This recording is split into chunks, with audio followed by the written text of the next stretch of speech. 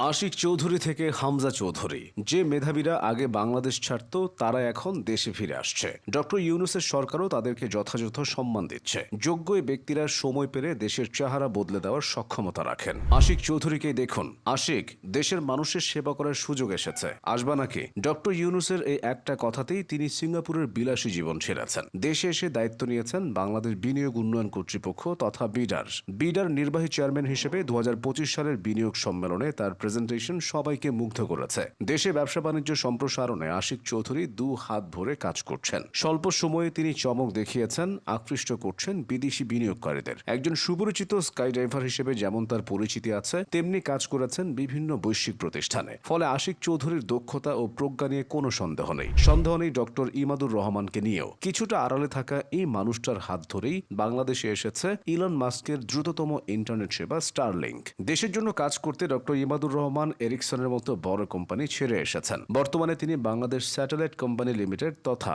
BSCL এর ব্যবস্থাপনা পরিচালক। এই কোম্পানিটি 2017 সালে প্রতিষ্ঠার পর থেকে সেরকম লাভের মুখ দেখেনি। ডক্টর ইমাদুর রহমান দায়িত্ব নিয়েই সেটাকে লাভজনক করার পথে এগিয়ে নিচ্ছেন। সুইডেন ছেড়ে দেশে এসে এটাই তার প্রথম চাকরি, যেখানে তিনি দক্ষতা ও যোগ্যতার পরিচয় দিয়ে যাচ্ছেন।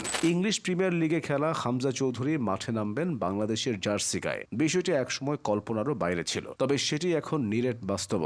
হামজা বাংলাদেশের হয়ে খেলতে এসেছেন, ইতোমধ্যে তার অভিষেকও হয়ে গেছে। হামজার আগমনে বাংলাদেশ এখন দক্ষিণ এশিয়ার সবচেয়ে দামি ফুটবল দল। বর্তমানে শেফিল্ড ইউনাইটেডে খেলা হামজা আগে ইংল্যান্ডের সামনের সারির ক্লাব লেস্টার সিটির হয়ে মাঠ মাতিয়েছেন। 2016 সালে প্রিমিয়ার লিগ জেতা এই ক্লাবের নেতৃত্ব দিয়েছেন তিনি। এত বড় মাপের একজন ফুটবলার এদেশে এসেছেন শুধু শেকড়ের টানে। হামজার বাবা গ্রানাডার বংশোদ্ভূত হলেও মা বাংলাদেশের। তার নানা বাড়ি বাংলাদেশের হবিগঞ্জে। মেধাবী এই মানুষরা দেশে ফিরলেও বড় একটা অংশ এখনো দেশের বাইরেই থেকে গেছেন, যাদের সংযুক্তিতেও লাভবান হতে পারে বাংলাদেশ। তেমন একজন আমিনুল ইসলাম বুলবুল। হ্যাঁ, নামটা পরিচিতই। সাবেক ক্রিকেটার হিসেবে বুলবুলের অবদানটা সবার মনে আছে। তবে এখন তিনি আইসিসির একজন কর্মকর্তা। বিশ্বব্যাপী ক্রিকেট উন্নয়নের জন্য কাজ করে যাচ্ছেন মালয়েশিয়া, হংকং, চীন থেকে সুদূর অস্ট্রেলিয়া পর্যন্ত।